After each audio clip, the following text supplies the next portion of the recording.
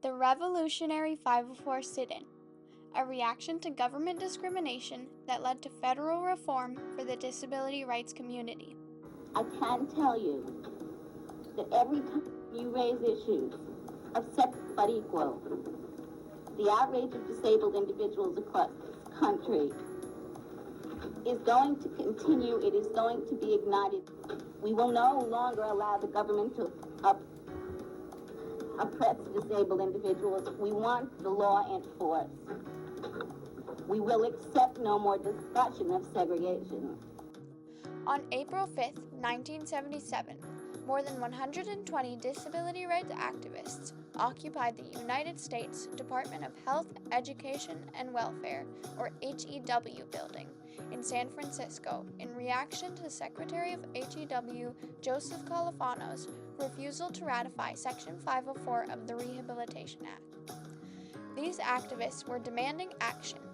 The law was already on the books, but they wanted it to be fully enacted, protecting them from discrimination in programs receiving federal funding. The protest lasted 26 days, only ending once regulations were signed. Section 504 was a revolutionary civil rights law, and the reaction to it being ignored was to hold a successful sit-in, which led to real reform, including enforcement of Section 504 and later the Americans with Disabilities Act, or ADA. In the decades before the Rehabilitation Act's creation, there were no legal protections ensuring equal educational or career opportunities for people with disabilities. Society often viewed them as weak, feeble-minded, or incapable of advocating for themselves.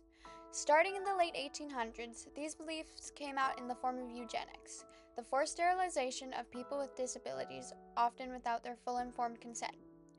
In 1972, an exposé on a New York State hospital, Willowbrook, was released. Children with disabilities in this hospital were being abused. Geraldo Rivera, the creator of the exposé, said, "It was horrible.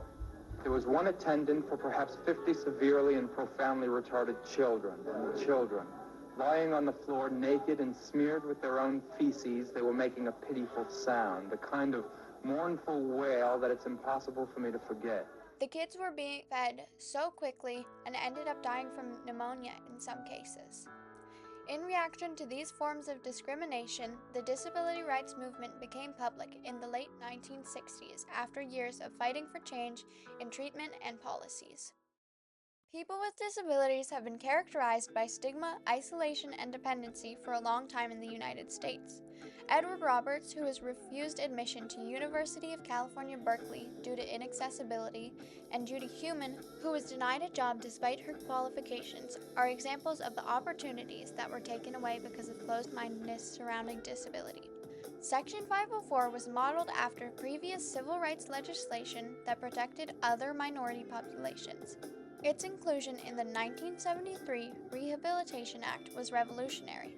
President Richard Nixon passed the Rehabilitation Act, but he claimed that Section 504 was not enforceable due to expenses and refused to sign for 4 years.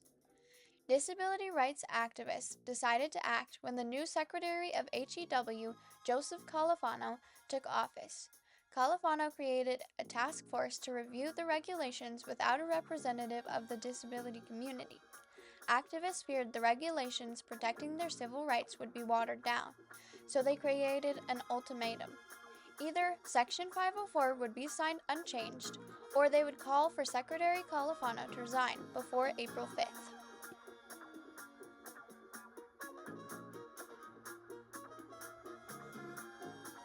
No otherwise qualified handicapped individual in the United States shall solely by reason of his handicap be excluded from the participation in, be denied the benefits of, or be subjected to discrimination under any program or activity receiving federal financial assistance. That was a direct quote from Section 504 of the Rehabilitation Act of 1973. This was the first civil rights law created to benefit people with disabilities.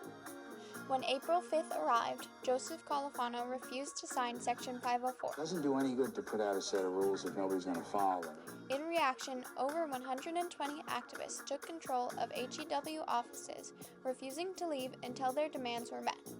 The choice to hold a sit-in was revolutionary because it defied stereotypes that people with disabilities are weak or incapable of asserting themselves. At the beginning of the protest, Senator Joseph Califano said that regulations would be signed in May, ending the protests in some cities. However, in San Francisco, demonstrators showed resolve, continuing to protest until regulations were signed.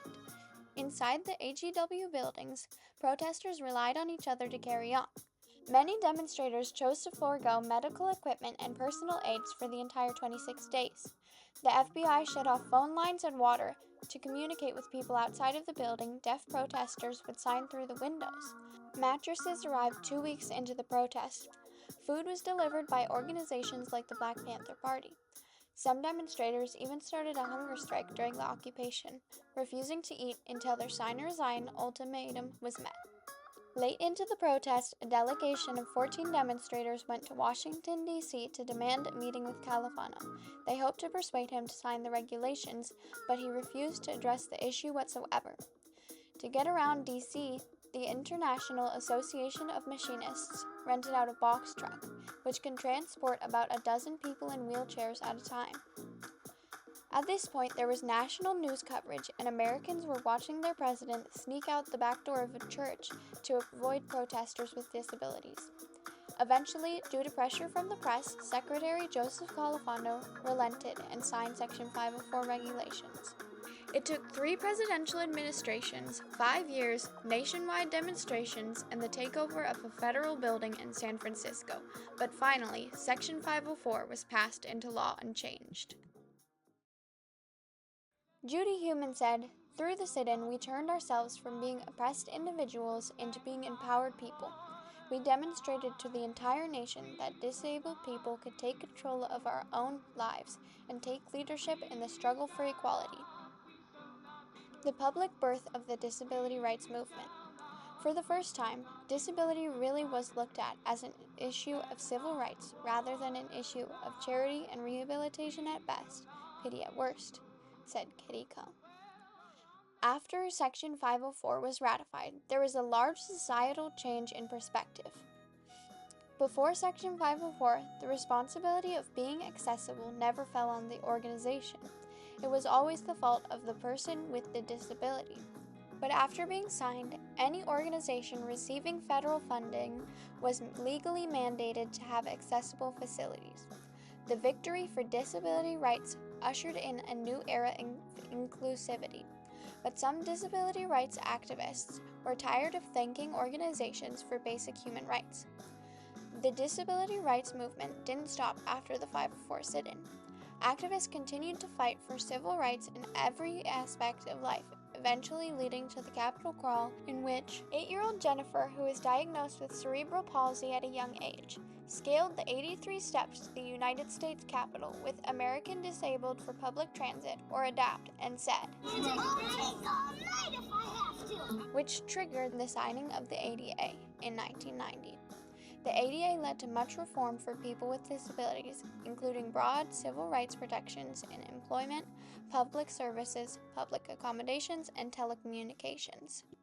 Although the changes brought over the past 2 decades are profound, we are still at the beginning of a long-term march. We're changing how society deals with and responds to disability, said Kitty Coe. While the triumphs of the disability rights movement have been major, there is still much to fight for.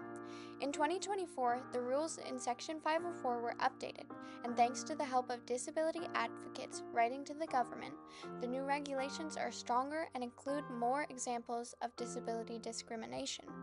However, this led to Texas v. Kennedy, previously Texas v. Becerra, a lawsuit in which Texas and 16 other states are suing the U.S. government and claiming that Section 504 is unconstitutional.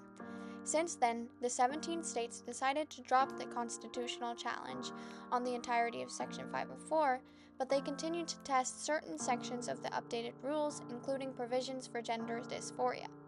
The case is currently stayed. If the states are successful in winning the lawsuit, civil rights for people with disabilities that have been instated for over 50 years will be lost.